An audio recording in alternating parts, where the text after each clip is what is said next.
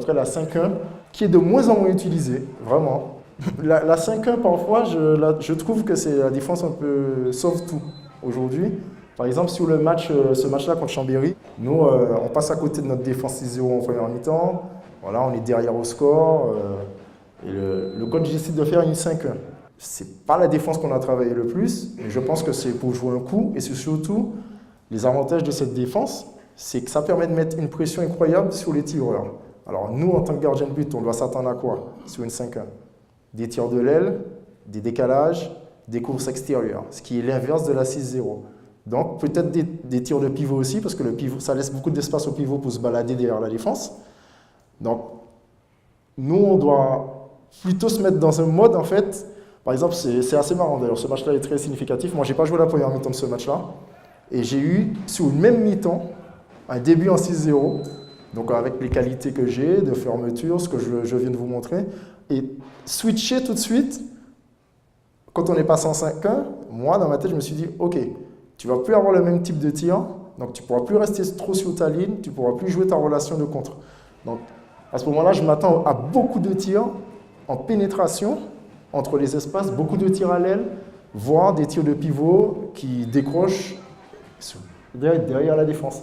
C'est une défense qui met énormément de pression sur le tireur, et c'est une défense un peu pour, in fine, récupérer des ballons, avoir des ballons de contre, essayer de recouler au score et mettre justement l'attaque en difficulté, puisqu'elle répond justement à une problématique qu'elle nous a donnée au fur et à mesure du match. Moi, mon travail, je travaille beaucoup avec la vidéo. Donc, pour moi, mon but dans les courses des joueurs, c'est d'avoir leur tir préférentiel dans les différentes situations. Sauf que la 5-1 met en crise de course, de saut, de position de bras, met en crise le tireur. Donc, pour moi, c'est plus difficile de lire. Et en plus, ça met en crise aussi mes défenseurs. C'est-à-dire que je peux moins jouer la relation défense-contreur, gardien de but, et je vais plus jouer la lecture du tireur. C'est-à-dire dans quel espace l'action va se terminer, l'action shoot, décalage à l'aile, tir extérieur. Mais l'avantage que ça me donne, c'est que, je vais prendre un exemple, si tu as une 5-1 avec un arrière qui est poussé vers l'extérieur, qui va prendre un espace entre l'ailier et l'arrière pour aller shooter. Moi, je vais attendre de savoir si mon défenseur, il va l'enfermer premier poteau ou s'il va le laisser.